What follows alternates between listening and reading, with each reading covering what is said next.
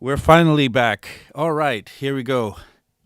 Sorry, everybody. I feel like John Selway now. John Selway's been doing these things where he comes in very late to the stream. And we're on another stream link, so hopefully you guys find me. I think some of the regulars have already found me. I see William Mind Readers is here, and Pavel is here, and Martin Crockett. But there were more other people. There were other people on the other link. Hopefully, they figure it out that we've moved, and well, so it's going to be a rather exclusive stream today. I hate when things like this happen. It really, really gets me a little sad. But hopefully, we can get this going and get back on track. It's fun to shake it all up Friday. Shake it up Friday. We are 343 TV. We stream every day except for Sunday at 1 p.m. I am Abe Duque. I am an instructor at 343 Labs. We teach you everything from production, sound design, mixing and mastering. We have new classes starting all the time. Please come and check the website 343labs.com, and maybe you can have a chance to get a class with us. Also, we have a giveaway this week. We have a giveaway every week. It's a pro sessions of your choice. One of the upcoming pro sessions of your choice. You're able to attend it. So please sign up for the giveaway. I believe the giveaway will be, I don't believe, I know that it always gets announced on John Salway's show, the Techno Saturday show, tomorrow at 1 p.m. So, yeah, tune in for that. See, Emanuela is here. Very nice.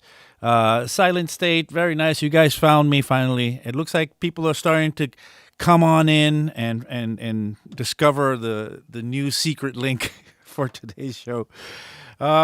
Anyway, I'm still very excited to be here. I'm excited every time when it's Friday. I wake up in the morning early on Friday, and I can't do anything until it's this show is done. I'm just thinking about meeting up with you guys and talking to you guys. With about all that I have for you. I think about it all week, actually, what I'm going to do. So the last few weeks we were dealing with we were dealing with a certain topic. We've been doing these kind of trilogies of topics.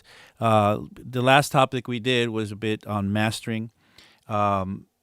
We can revisit that at any time, of course. And if you have any questions, always drop them into the chat. I'm always kind of checking to see what you guys are doing in there and saying.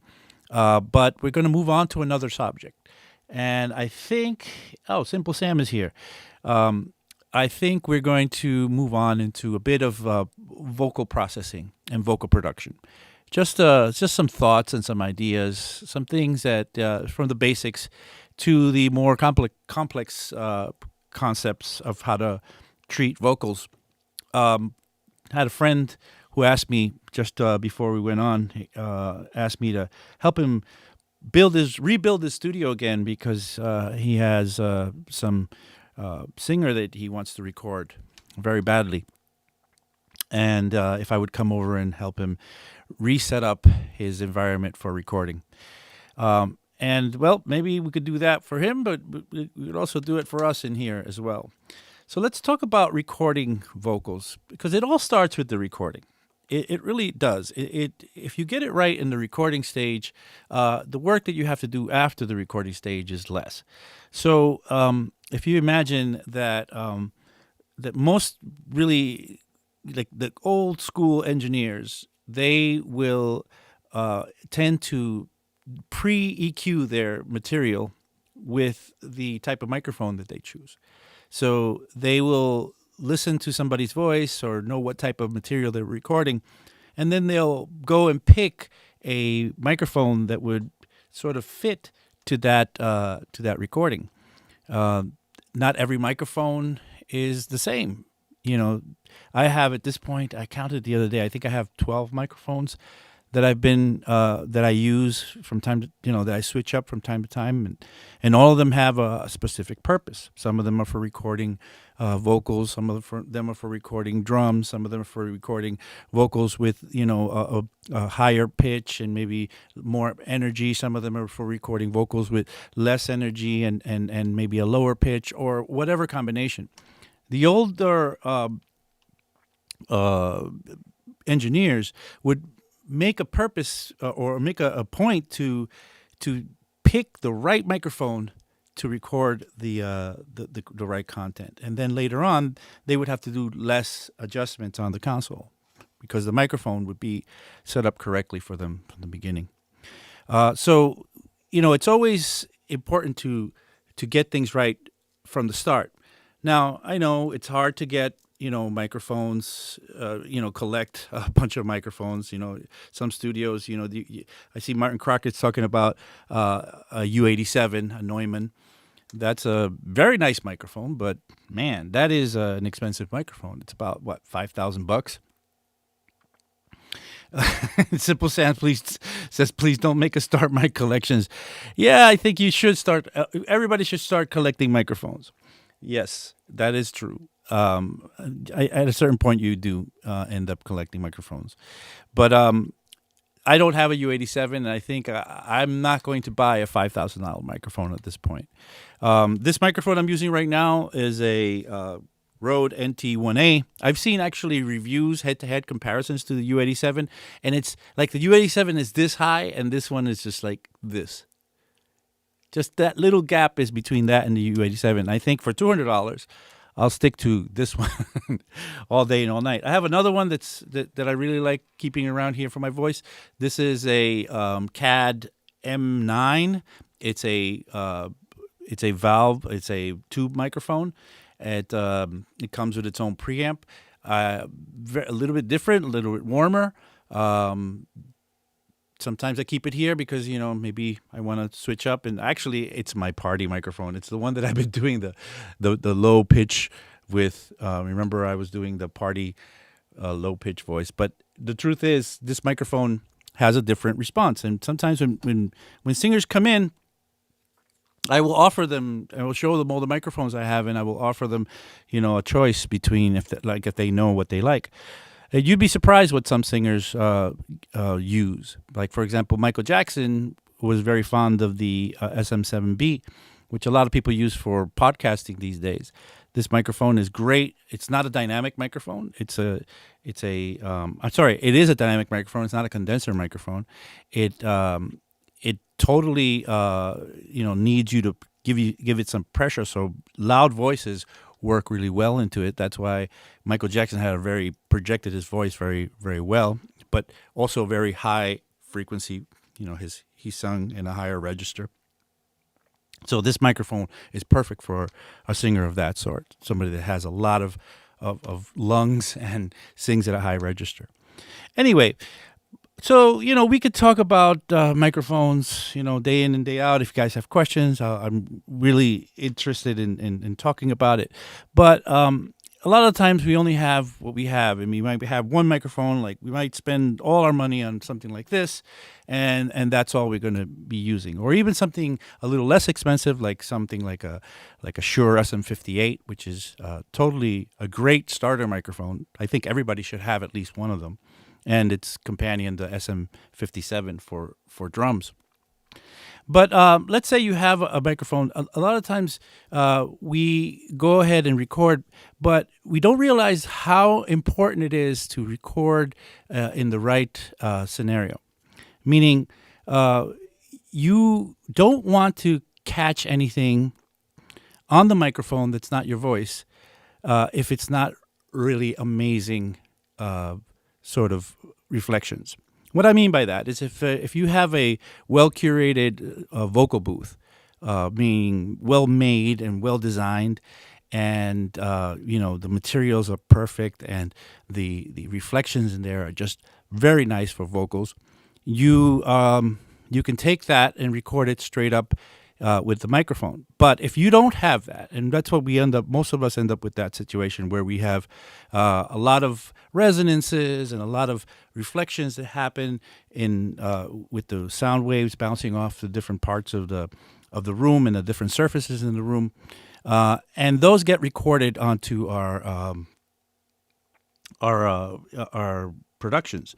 And once you have them in there, not easy to deal with that anymore. You can't. I mean, you could use something like RX and try to like there's a D reverb in there, and so some sort of plugins will try to like fix that for you. But the truth is, once you've got it, you've got it. So the best thing to do is to figure out how to record your vocals in the most natural. In the way that is just catching the voice and not catching the resonance of the room. So a lot of the times, it sounds silly, but a lot of times I'll recommend people you take a big comforter, like a big heavy blanket over your head, and record in that condition. Or if you can go into a closet full of clothes, where you can close yourself in there with that closet full of clothes, all that clothes is going to eat up all the reflections, and all you're going to get is microphone and voice directly. It's going to sound very dry, and of course you don't want to have that as your final product. But when you have something very dry, you could easily add things like reverb and things and process it, and it'll take very well if you do that. So it's important to kind of think these things through before we even start trying to process them. How things are recorded is very important. If you get sent some vocals and they have a lot of resonance in them, it's going to be a big problem trying to clean it up. You can clean it up, and you should try to clean it up, of course, with with EQs, dynamic EQs, and maybe something like Soothe 2 might help you out. But once again, nothing beats having the recording set up perfectly. So let's see what's going on in the chat. Martin Crocker says, would you use a noise gate in the chain while recording or leave until later? I would not use a noise gate while recording, because what if the noise gate has a problem and closes the gate for you at a point where it shouldn't? You can't guarantee that the gate is going to be, if you record. What a noise gate is it's a device that shuts down the noise or the sound coming through the circuit. And unless it gets something louder than where you have your threshold coming through, then it opens it up. So if everything's silent, the gate is closed. If I say something, the gate opens. And you set that threshold as a trigger to open and close that gate. But if you don't have it set perfectly, and you go out and record that, you might record a jerky action from the gate, and that's not going to serve anybody's purpose. What you can always do is add a gate after. If you have a lot of background noise, a fan or air conditioner or some sort of other thing going on, neighbors, an ambulance going down the street, you can always work that out later. But I wouldn't record it in with a gate. I would just record it straight up. Anyway, so let's talk about recording. I have a few tracks in here. I have a track of mine that came out some years ago that I've thrown in here into this project. Let me switch to my Ableton screen so you guys can see me and Ableton. And I have this track up here, and then I have some vocals as well that I the singer, her name is Virginia, amazing singer and DJ as well. She gave me some scratch vocals. This is actually not the vocals that went on the final song, but these are some kind of scratch, kind of fool around vocals to just kind of get some ideas going. But they're dry and they're completely unprocessed, and there's nothing going on with them. So I wanted to maybe take them and try to see what we can do to them, as far as maybe just even talk about like what process to go through when we're trying to address vocals in a given project. So let's play a little bit of the track. So that's let's see, make sure that you guys can hear that. If the music is a little louder than my voice, you guys should let me know on the, and I'll keep an eye on the chat and see what the story is. But I think we're good so far. Okay, so that's the backing track, and on this backing track, and we actually released this about maybe more than 10 years ago. So these are the kind of scratch vocals here. So I'm just gonna fast forward to where the scratch vocals come in, and they're nothing specific. Just you'll see. Never thought I could, I never should it wear. I never thought I had, I never thought I loved. I never thought my head, I never thought my head. I never thought I could, I never thought I could. Never thought I had, never thought I could. Okay, so as you can tell, she's just singing some stuff. I never had to brain. And there's more stuff here. So I'll solo it for a second. I never thought I could. As you can hear, she recorded them. She recorded them on her own and she sent them to me. But she's good at dealing with vocals. She knows what to do. I never thought I would. So she recorded them in a very dry area. So you don't hear much resonance from the room at all. I never thought I had. And sent them to me exactly how she recorded them on the mic that she used. I don't know what mic she actually used. I never thought my head. I never thought I would. Okay, so now you have, so pretend these are finished vocals or not finished vocals, but these are the vocals we're going to use in a project, right? So what would be the first thing that comes to mind when you actually want to work on vocals in a production? Well, as I teach my mixing and mastering students, the first thing that always should come into your head is reductive EQ. So we're going to look at it underneath a spectrum to see what's going on in here. A spectrum is one of my favorite, a spectrum analyzer is one of my favorite things ever. So let's play that into the spectrum analyzer. Never thought I could, I never should it wear. I never thought I had, I never thought I loved. So the main part of this vocal is here. You could tell, like you could see these are the harmonics here I never thought I could. The more important part. Never thought I could. I never and thought I could. Down here, there is some stuff though. What is this stuff? I never had to brain. Well, it's a microphone that's it has full range, the microphone, and the microphone picked up all sorts of low frequencies. Now, in vocals, we don't necessarily need very low frequencies. And you could see that there's stuff happening. This is the 20 hertz line. And the 20 hertz is the cutoff for what we could hear with our ears, right? But we still have material that's under 20 hertz. And there's plenty even up to 100 hertz. On a lot of microphones, there's like a 100 hertz. Let me see if this one has one. Yeah, this one has one. There's a switch on this guy. There's a switch with a little filter on there. And a lot of microphones that are meant for vocals have a switch, and some of them will say 100 hertz. And even mixing consoles will have little buttons that will say 100 hertz cutoff.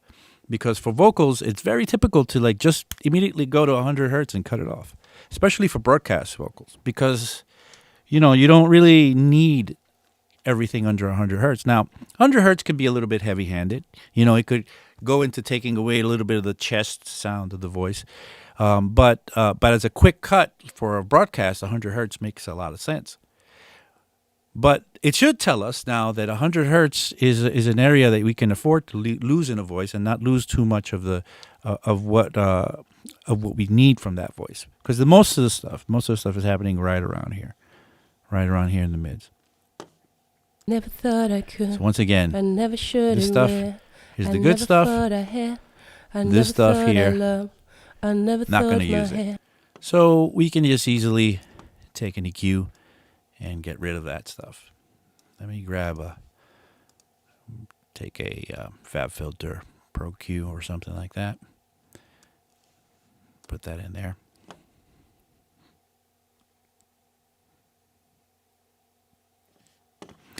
So with the Pro Q, I'm going to create a filter, a low cut filter here. And I'm going to do about maybe 48 dB. And so this here, where's the 100? 100 hertz is right around here. Now, I'm not going to go as high as 100 hertz because that's a lot. And, I might want to keep a little bit under that. So let's listen to it and see how much under it we can keep. Now, cutting out 20 and 30 and 40, it's all going to be great. But the higher you go, the less energy you need to carry a frequency. So the more efficient cuts are going to be down here. Getting rid of like 20 and 30 and 40, that's going to be like, lots of savings here in the energy. So never thought I could. Let's see what that sounds like. I never should it wear. So we're at about 100, 102.9 actually. I never thought I loved. I never thought my hair. Let's take that out. I never thought my hair. I never thought I could. I never thought I could. Never thought I had. Never thought I you can listen to it, and I never thought I could. basically, I never thought I had. I'm not feeling any difference brain. between I never hold your hand. I never what we got going yes. I never thought I could. at 100, at about 100 hertz cutoff, and with it in there. But we know visually, we could see that there's a lot of energy going on in there, and that's gonna, that's gonna. Whenever you can relieve pressure from a frequency that is below the frequency you want to use, by removing the frequencies below of what you want to use, you end up making more clarity in the frequencies that say. So it really is going to establish more clarity in the higher parts. But I don't want to get greedy. I don't want to go to 100. I'm going to lower it just a bit more. I'm going to go down to, what is this now, 62? Fine, we'll do that, because that's still a great savings. Never thought I could. See, I never all this is I never thought pretty I had. out I never thought of the picture. This I used to never be thought my what we hair. had before, I and never now thought my hair. it's out of picture. I never thought I could. I never thought I could. Never thought I had. Never thought I could. Okay. So what's the next thing? The next thing is going to be, well, let's see if we have any resonance. And what is resonance? And we talk a lot about resonance. And resonance, to me, I like to describe resonance as frequencies that are building up too much for their own good. Now, we, you think about frequency in the spectrum, the frequency spectrum, that is, and you think, well, it's a bad frequency. That's why we got to remove bad frequencies. There's no such thing as bad frequencies. There's only frequencies that build up too much for our own good. And in vocals, where resonance is totally apparent is when, say, a vocalist goes on stage and sings into a microphone, and you hear, or talks into a microphone, and you hear the ringing of feedback coming back in there, and it's like a accumulated frequency that feeds back, and it sounds like ringing. And that's basically it. That's what we talk about when we talk about resonance. So let's see if we can't find any. The way that I like to find it is to boost it about, say, somewhere between 10 and 20 dB, and just look around and see if there's any frequency that might be building up so much that maybe some ringing is possible to hear. Never thought I could. I never should it wear. I never thought I had. I never thought I loved. I never thought my hair. I never thought my So here we have some ringing. I never thought I could. I never thought I could. Never Let's thought keep on I moving. had. Never thought I cared. I never thought I cared. I never thought I had. I never had to brave. I never held your hand. That's there. never Now, thought I these can be had. tied to certain notes, so I never thought it's I okay could. if, I never thought I if sometimes some things ring, but the ringing I'm talking about is pretty prevalent no matter what. I Sometimes never even hoped no I matter what was. note is sang, you can hear I the never thought I could. resonance. So that's I one. never thought I had. See, no matter what she's saying, I never hoped I you could always thought. hear that little bit of ringing happening from that. I never thought my hair. So I'm just gonna go I never remove thought it a I little would. bit. Just ease the pressure a little bit. I never thought I had. Let's try this one. Sorry. See, I found I another never one down thought here I earlier. can. Let's look for it again. I never thought I had to. Come on, say something. Let's go back here. Never thought I could. There we I go. never should and will. I never thought See, no I matter what had. she's saying, I never thought it's I always loved. ringing I when never her voice thought is my on. head. So that's how I we never know that thought my head. there's a I resonance never there. thought I could. I never thought I could. A little bit of relief of that. It's Never going to thought sweeten I up the had. vocals. It's going to sweeten Never up thought quite a I lot. cared. I never thought I cared. I never thought I had. Sweeten I it up a never little had more. to brave. I never hold your hand. I never thought I kissed. Okay. I never thought I could. And I never And thought so you I can had. train yourself to hear these. If you listen very closely and when you push it and you find it, once you get to neutral or even taking it out, you could still hear it. And you can never unhear it once you accentuate it. And if you train yourself to do this, it's the best thing you could do for yourself. All right, so a couple of resonances now we've been taken care of. I never thought I loved. I never thought my hair. I never thought my hair. And then there's another type of resonance that you usually look for, which is going to be a little bit higher. And I'd say the way that I'm addressing the resonances here by boosting the frequency and then lowering it, kind of a static kind of situation here where I just lower it and keep it lowered.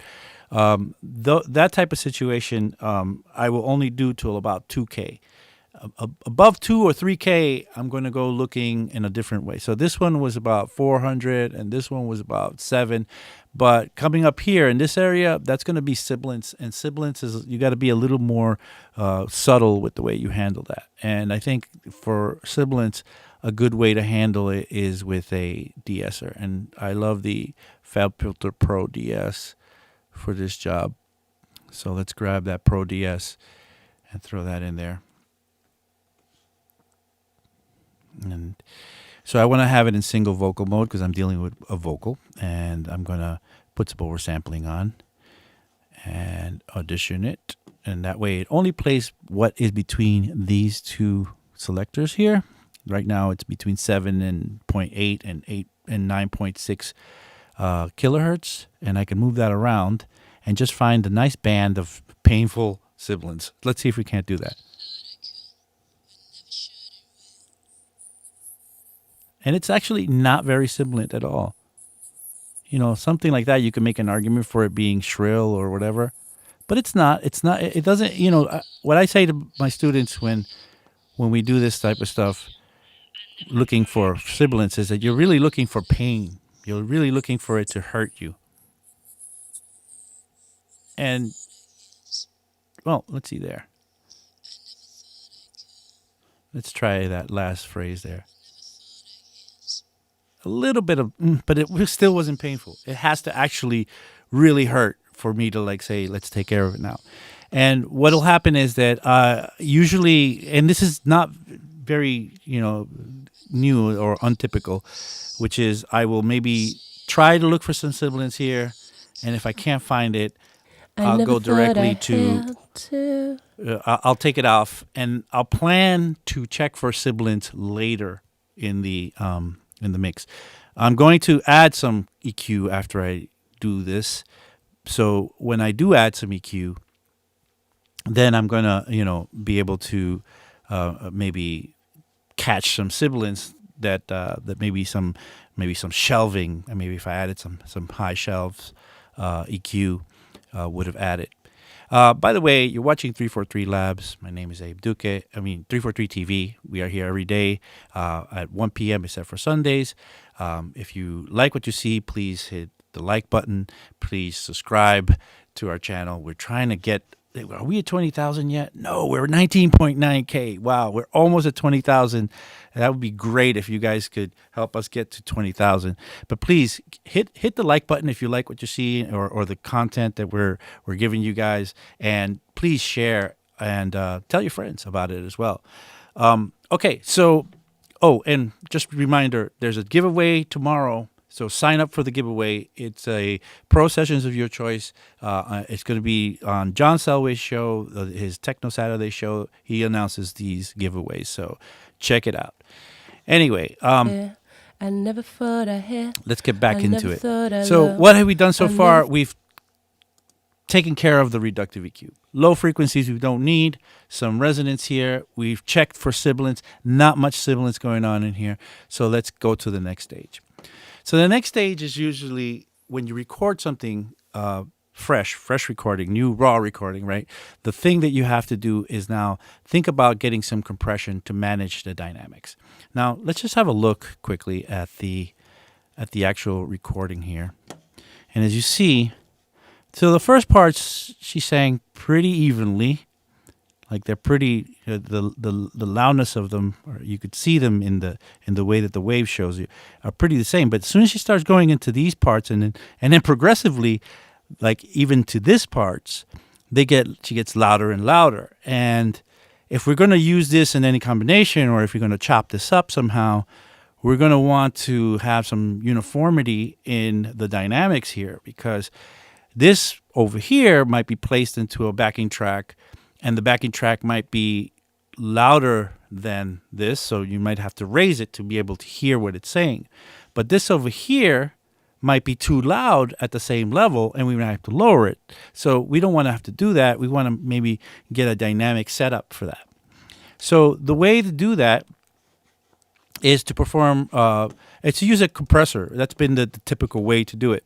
So a compressor, the idea behind compression is that it is a dynamics manager. It really helps you manage how the difference between the loud and the quiet things by, keeping track of how things get too loud and pushing the level down if it does. So we can use some built-in compressors to do that. But I'm going to go to some fancy stuff. I'm going to go to the UAD stuff. Where's the audio units? Let's grab the typical kind of very standard sort of setup forever in studios with analog gear. And this is not analog, of course. This is this is a computer model, but this is definitely something that would have been used. It would have been a Teletronics LA2A, probably one of the best compressors for vocals that ever existed. And a second one, which is going to be the UAD or Universal Audio 1176. So let's take the AE, put that in there. So the 1176 is, where is it? There it is. That's the 1176 compressor, and this is the Teletronics LA2A. So two compressors. Why did I pull in two compressors? Well, we're going to be applying a technique referred to as series compression. Series compression is using two or more compressors to manage the dynamics more efficiently. We want to manage the dynamics in a way that's going to be, a lot more to the job than just one compressor would be. So if you give all the work to one compressor, it might not be able to handle it as easy as if you split the work into two compressors. And the way we're going to split the work is that we're going to split the louder sounds, the ones that have like higher, peaks, and then we're going to take one compressor for managing that, and then we're going to take another compressor to deal with the average sounds, the ones that are getting louder but they're not getting that loud. So the louder peaks type of sounds, those are created sometimes by mistakes even. So plosives, like if I get up to the mic and go that's a plosive. So it doesn't have to distort the way I distorted my diaphragm there, but even a little bit further away, a P or a B will get that plosive happening. Or maybe you just got a little too excited when you were singing and the voice came out louder. Or maybe, or for effect you pulled and started to whisper. But a lot of good singers, they will get closer and farther away from the mic as they try to manage this. If they're like going to scream, they go this way. They pull away from the mic and belt out the high note or whatever. Or if they're going to whisper, they just get closer and closer to the mic. So we wanna be able to do something to manage the louder parts and the quieter parts separately. So we're going to use the LA2A, no, the UAD or the UA 1176 to manage the peaks. And the way we're going to do that is we're going to put the ratio up all the way down. If you know anything about compression, you know that the ratio is the amount of compression that is going to be applied to the audio. So if audio goes over the threshold, which is the trigger for the compressor to start working, and as soon as it gets up over the threshold, the compressor pushes back down to the to the rhythm of the, well, not the rhythm, but to the ratio that was prescribed. So if it's going up 20-1, it's going to slam it back down 20-1. So for every 20 dB that it's over the threshold, it's going to get it back down to 1. And if we have a lower ratio, 2-1, it's not going to be that dramatic the way it pulls it down. So we're going to keep a very high ratio, but we're not going to make this thing work too hard in the sense that it's only going to catch when something super loud takes place. So something super loud takes place, and then that's when the compressor is going to kick in. So we'll get that compressor going at that point. So the way we're going to do that is we're going to ride this input until I see a little bit of action here. That means that's the way that you kind of set a threshold in these old devices, that the audio catches just a little bit at the beginning, and then we want to watch this meter, and then we'll be good. So let's play it through a little bit. Never thought I could, I never should and will. So that's catching a little too much. I never thought especially since this is the quieter material. I never thought my head. I'm going to pull that down. I really don't want this thing to work too often. I just want it to work when it gets too loud. Never thought I could. I never thought I cared. Let's go to the very loud stuff over here. I never had I would. See, now it's kicking in. I never thought I had to. There you go. It's kicking in more. I never thought I can. I never thought I had to. So over here, when this stuff plays, which is much quieter, I never should and will. Not catching. I never thought I had. I never thought I loved. But as soon as it gets to the louder stuff, I never thought I would. It catches. I might even lower a little more so that it just really catches the edges of those. I never thought I can. I never thought I had to. Okay, so that's the settings for the first compressor in the series compression technique. It's a high ratio, high threshold. So and we could even go a little farther. We can go a very fast attack. So if it catches, it really just gets at it really quickly, and maybe a slower release, so it holds it a little longer. So that you really just want to get those peaks in check. It's like if it's a peak, it's going to be smashed immediately, but it only kicks in if there's a really loud thing happening. Never thought I could. Like right here, doesn't kick in at all. I never thought Will it kick in this medium level stuff? Let's see. I never thought I could. It's kicking a little more. I never thought I had to. Maybe now? I never thought I would. No, not. That's good. That's good. I never hoped I must. But as soon as you get to the very loud stuff, like here, thought I had to. It does kick in. I never thought I can. And that's perfect setup for that one. Now, we're going to get this other one. This is the LA2A, and the LA2A is a very slow-moving compressor. It's it doesn't react too fast, and most people just love to put their vocals deep into this thing because it adds this gold to it. So I'm going to just the same way. And these old compressors, they're funny. People like that are used to like all the parameters on modern devices, they freak out when they see these old devices because they don't have any parameters really to talk about except for maybe gain and peak reduction. There's no threshold, there's no ratio, there's no attack and release. It's all kind of, it is what it is, and you accept it for what it is, and that's it. Let's see. there's a question here. Hi, Abe. I'm a total beginner in production. This may be a very easy question, but what is the difference between using compression and using gain control? Well, it's funny, but one of the persons that taught me how to use a compressor used to describe it as a compressor is like having a little elf on your console that rides the level. And if things are getting loud, you just bring it down and bring and take it up if it's getting too quiet, and you kind of just ride that level. And this is a compressor is a way to automate that. So they're in the same space. It's a good thing to do to actually ride the level. And if you can imagine, like now I could go in there with a pencil and draw in differences, right? If things are getting too loud, just bring them down and kind of manually do that.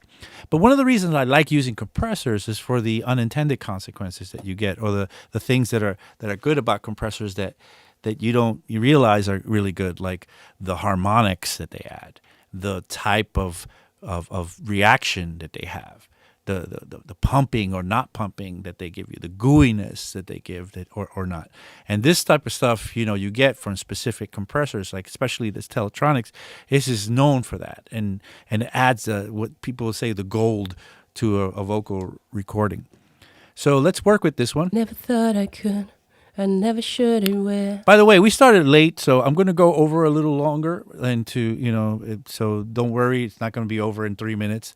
We're going to keep on going, and we did take our time with technical issues in the beginning, and we're starting to get rolling now, so we're just going to keep it going. Okay, so never thought I could. This I one, never should and will. let's ride the gain thought until I we had. see the level I never going. thought I loved. I And then never let's get some thought my peak hair. reduction. I never thought my hair. And basically, I want to see never this thought needle I could. I never thought I could. a little bit beyond Never midpoint, thought I sometimes had. dipping down Never there. thought I cared. I never thought I cared. And this I compressor never is more thought I subtle, had. so you I can never immerse had more to into this brain. compressor. I never hurt her hand. And it's basically never dealing with thought the I averages had. of the sound. So the what you might call the I never RMS thought I of the could. sound. I Okay, never somebody's thought saying I the voice had is too loud. to. So I'm gonna. I never thought I don't know if I it's would. my voice or the voice in I never hoped I must. in the mix. See, I never Okay, thought I don't I see could. it clipping, so I'm just going to. I never thought I had. So yeah, the voice would present as louder now, just because it is being compressed and pushed to the limit. Never thought I could. And I did I raise the never gain on should it. and will. I never thought I had. I never thought I. So now we have the situation that we have two compressors in series, one dealing with the peaks and one dealing with the averages. Now, in this situation where I see, wow, there's obviously a very low area, a very high area, and there's a middle area of the leveling here. In this situation, I'm probably going to say, let's add a third compressor. Let's just grab a third compressor and put it in. You in series compression, you could use two or more. So let's add a third one in between those two to kind of grab the middle stuff. So one is kind of dealing with this stuff, and one is kind of dealing with this stuff. But let's grab one to kind of deal with the mid-level stuff. And let's grab another compressor. Let's grab a Tube Tech CL1B. It's probably one of the best compressors that you can buy in hardware now. Modern compressors made in Denmark. So let's set this one. So we're going to set the ratio to it. It's not going to be that high. It's going to be maybe a 4-to-1 ratio. And the threshold is not going to be super high. So you want it to catch, you don't want it to catch when this stuff happens, but you want it to catch when this stuff happens. And the attack and release, about a middle attack and a release. We'll work that in a bit to see what's going on. So let's go to this compressor. I never thought I had. So let's get that threshold so I it never only thought I catches would. really in the middle stuff here. I never hoped I must. See, I never thought I could. Okay, that's good. So when I never this stuff thought is I playing, could. I never thought This I one could. catches less. Never thought I A had. little less Never threshold. thought I So could. now we have I three never compressors thought in I could. series. And the rule is that each compressor, you can have subsequent compressors, but each compressor has to have a lower threshold. Each subsequent compressor has to have a lower threshold and a lower ratio subsequently, all the way down. So I could add a third and fourth one. I did add a third, but I could add a fourth or fifth one or whatever. So we have like three compression scenario in a row going or in a series. So the first one is handling the very high peaks with a very high ratio, a very fast attack, and a very high threshold. And then the second one has a lower threshold, a smaller ratio, and a more moderate attack and release. And then we have the last one, which is the LA2A, which is a very slow-moving, lazy compressor that adds a lot of gooiness and a lot of gold to the sound and is great for the RMS part of things. But now we have three of them. So let's use that. And let's see, we could do something fun here. Maybe we can, there's another audio track here next to it. So I'm going to set that audio track to record from the one that's playing there. And while it's playing, I'm going to record a clip of it. So let it play. Never thought I could. I never should and where. I never thought I had. I never thought I loved. So let's have a look at what the dynamics look like in the recording after the three compressors went to work on this. Never thought I had. Never thought I cared. I never thought I cared. I never thought I had. I never had to breathe. I never hold your hand. I never thought I kissed. I never thought I could. So we're getting to the middle portions. Never thought I had. But you can see now they're more in line with the dynamics of the first one. I never hoped I must see. I never thought I could. We're about to get into the louder stuff. I never thought I had to. Let's see how that that presents compared to the initial quieter stuff. My hair. I never thought I would. So it's getting loud now. I never thought I had. But have a look. They all kind of are staying very dynamically close to each other. I never thought I had to. Did we end? Yeah, we ended. So let's end that, and let's grab that and move it to the other side and compare them one to one. And so I started a little late, I think, with the recording. So let me just line these up and have a look now. So I did catch the beginning part, but I did catch everything after that. But look, the dynamics, and I'll increase the gain so we can have a better look at what's going on. The dynamics are certainly a lot more even with each other all the way through. And as you see on the top one, the one that we started, some of them were very quiet. It got kind of middle loud and then got very loud. And you could hear it. So Michael Black says sounds pretty even now compared to when you started. But not only does it sound pretty even, and that should be the ultimate test, right? Whether it sounds even or not. But it also, you could also see it as being very loud comparatively. I mean, not very loud, very even comparatively. So we're winning here. So this technique, you're gonna, if you can just walk away with this from this session, just talking about series compression and using series compression in all your compression jobs, this is going to change your work forever. Anyway, let's move on. So now let's do a little bit of a recap here. We had removing the low end that we don't need, removing resonant frequencies we don't need. We then went on to compressing and a lot of people say, well, why don't you compress before you do the reductive EQ? Well, because I feel that maybe you should take out frequencies that you're not going to use before you start to add a compressor into the whole picture. Maybe you got what you like when it comes to like the frequencies that you're going to use, and then you compress those frequencies. So that's why I go about it that way. So let's keep going.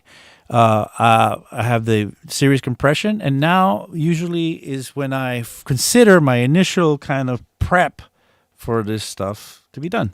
I'm done with the prep. So I'm going to put those in a rack by itself. And now I can go on to doing some more interesting things with it. So I'm going to add maybe some enhancer EQ now. So you can use EQ to enhance it. Let me just getting distracted reading the chat.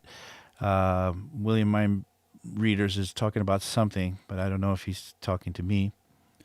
But what about if singing piano to forte, like orchestral instruments, does this not kill emotional effect? You know, that's an amazing question. Thank you for bringing that up. So the idea is, so you have the situation that we've created where we have some vocals that are a little quieter, a little louder, and much louder, right? If these vocals were created or recorded in order to be played without anything in behind them, so without the full-on backing track that is our, I'll just play it. Here we go. That's the full-on backing track. I never thought my head. I never thought I could. I never thought I could. If these vocals were created just to be all by themselves, then we don't have to be so obsessive about evening them out so much. The reason we're evening them out is because we have so much competition from all the sounds in the backing track to the vocals themselves. And in this case, we win by making them more even. We curtail the dynamic channel, and we make it so that we have intelligibility, which means the way that we understand what the voice is saying across the whole backing track. But if this was meant to be an a cappella or something like in an orchestra or in an opera, right? You go, if you've ever been to the opera, sometimes the singer is going to sing a little quieter and then blast, right? And those dynamics, they make up part of the emotional, coefficient of the whole experience. But in this case, we're trying to fit it into the backing track, so that no matter what the backing track is doing, we can understand what the vocals are trying to say. So it's definitely a compromise. It's definitely we're doing it for being able to exist in this environment. And if we didn't have the backing track, then we wouldn't do it. All right, so let's do some enhancer EQ. Let's do a little bit of enhancer EQ. Let's grab one of my favorite EQs is the Neve 1073. You guys have heard me talk about it many times. But for vocals, I find that it's just an amazing EQ. Probably my favorite EQ for vocals. I think I used to say it was my favorite EQ for everything, but now I'm starting to like the API EQ quite a lot, the 560, and I've been using the MAG EQ, the MAAG EQ. Those EQs are very nice also. I mean, there's plenty of great EQs out there, but this thing is going to be doing especially one thing that it does, which is the way that it adds air. So air is the area in the frequency spectrum that's going to be, say, officially they say air starts at 16K and above, but I'd say it starts right where the sibilance ends, and the sibilance ends around 12K.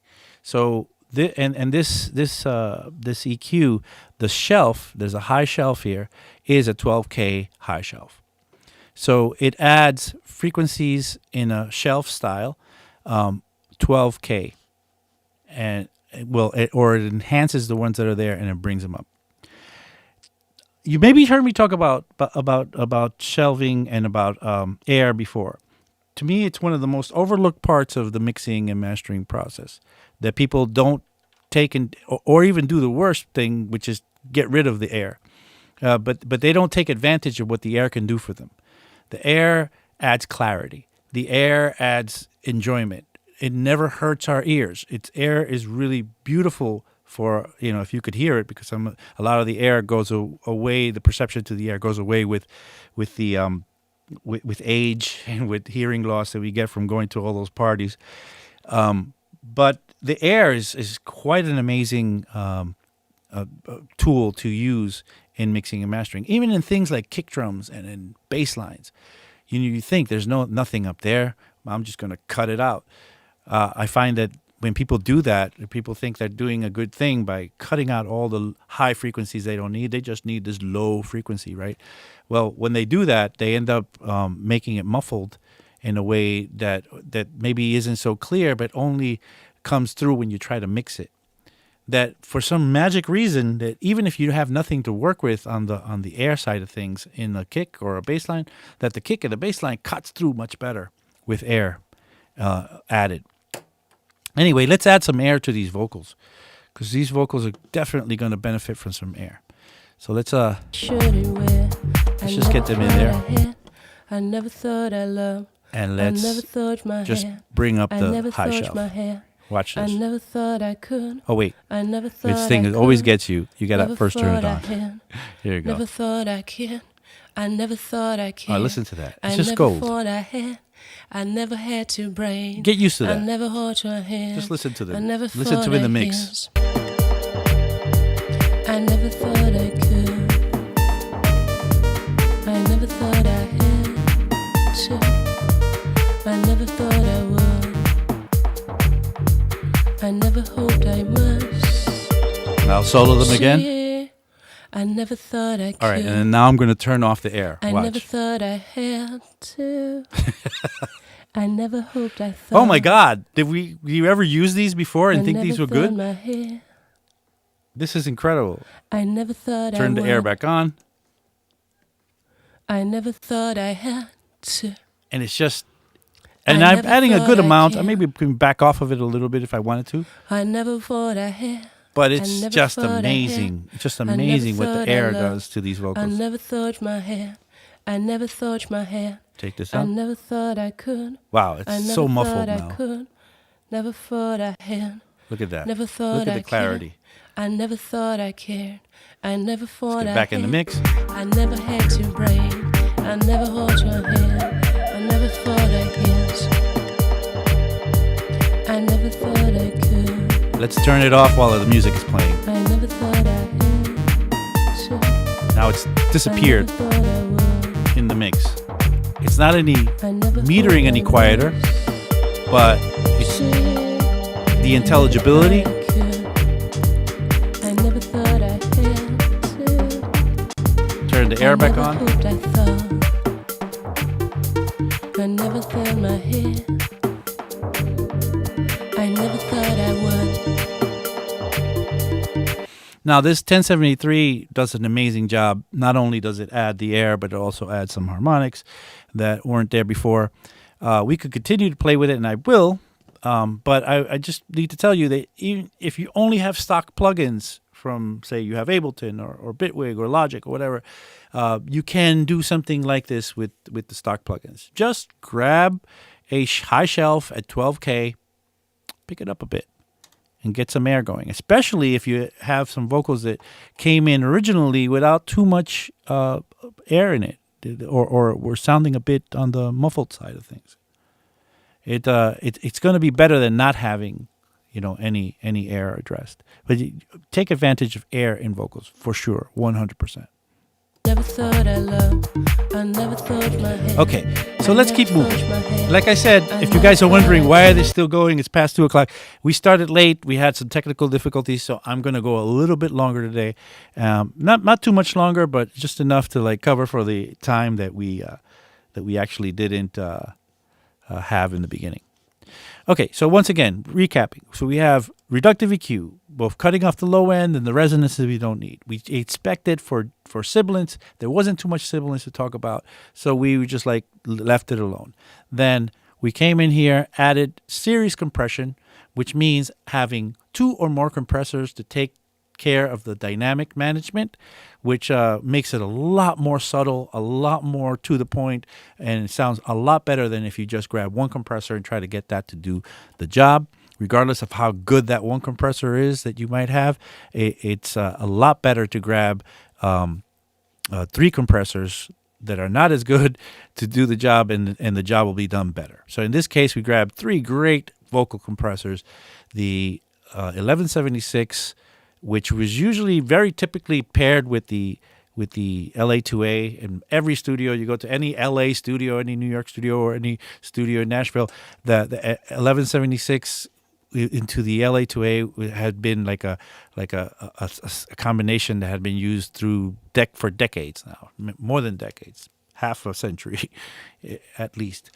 But we threw in for a third compressor, the Tube Tech, the CL1B. I recommend this compressor quite a lot. This thing is probably one of the best compressors ever, maybe as good as both of these put together, as good as the 1176 and the LA2A put together. Yes, also a London studio, Michael Black. I guess referring to the fact that I only talked about American studios. Anyway, so we did that. We got some series compression going on. And then after we did that, we went off to enhance a bit of the EQ. Now, we just did the shelf and we stopped there, but let's see if we can enhance some of the mids. So I'm going to exaggerate a bit, and then if I find something I like, I'll pull back on it. I'll add it in there and then pull back. So this is, I'm boosting it a little more. A thing about exaggeration in me, and if you've ever taken my classes, you understand that I love to exaggerate when I'm using devices, because it immediately tells me where I am. And I don't have to guess anymore. That's that. I always have trained myself to pull back, of course. And, I always repeat in my head, don't get greedy, don't get greedy. But exaggeration is the best thing you could do, because you could immediately figure out if you're in the right place or not. Never thought I loved. So I never thought my hair. I never thought my hair. I never thought I could. I never thought I could. Never thought I had. Never thought I cared. I never thought I cared. In between this and this. I never thought I had. I never had to brain. Look at this. I never hold just a little boost. I never thought I guess. So I never back, thought I could. I never thought I loved. And I'm going to take off the I EQ. never thought my hair. I never thought my hair. I never thought I could. This 1073 is insane. It's just a little bit of EQ here and there, and we're doing so well with it. I never thought let's see what happens if we turn off the whole chain. I never had So this is the whole brain. chain. I never should and wear. I never thought I had. And here it is I off. never thought I loved. I never thought my hair. I never thought my hair. I never thought I could. I never thought I could. Never thought I So had. present now, Never so thought I vibrant, cared. so alive. I never thought I cared. It's It's really ready to go. I never had to brain. I Let's put never it back in hold there. my hand. I never thought I could. I'm going to save this where it is right now. I never thought I could. And I never thought I so had. what we've done is we've done the sort of initial setup for the vocal. So in any vocal job, when I'm mixing a track, there was always an initial setup for the vocals, and that includes the reductive EQ, the compression, the initial compression, and maybe some enhansive EQ. Beyond that, there's only forks in the road. You can go so many different directions.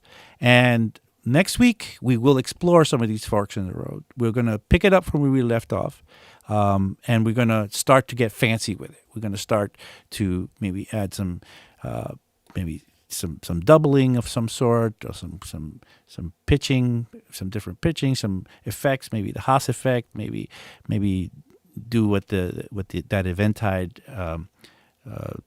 the Crystal Castles plugin that it's the crystallizer on Sound Toys, but it came from that Eventide the Ultra Harmonizer, the Crystal Castles plugin, where they took the left and the right and they pitched them slightly differently. We're going to try a bunch of things to see how we can maximize these vocals and do something fun with them in our mixes. We're just gonna, as I said, we're doing three kind of classes, lessons, streams related to each other. Today's the first day on vocal production. We're going to do two more, and we're going to continue with these. And, hopefully we get some really fun stuff done by the time it's all over. Anyway, let's see. In the chat, people are thanking me, like Paolo is thanking me. William is thanking me. I'm thanking you guys for hanging in there. I can't believe, actually, that you guys hung in there. We were off for 15 minutes in the beginning and nothing happened, and then suddenly you guys were there when we found another link that we created, and you guys came and found me. I feel so special. Anyway, if you like what you're seeing, please give me a like. That would be nice to show off to my friends that I'm liked on the internet. And subscribe to our channel. We're trying to get to 20K. We're almost at 20K subscribers, which is amazing. That's insane. And what else? Hit the notification bell, all that fun stuff. Tell your friends about this. Thanks again for following me and watching the show. Come back again next week. We'll continue with this. And if you have any questions in the meantime, put them in the comment section or drop them in the chat. It's all about vocal production for the next 2 or 3. For the next 3, including this stream. So let's do it. All right. With that, I'm going to say goodbye. Take care.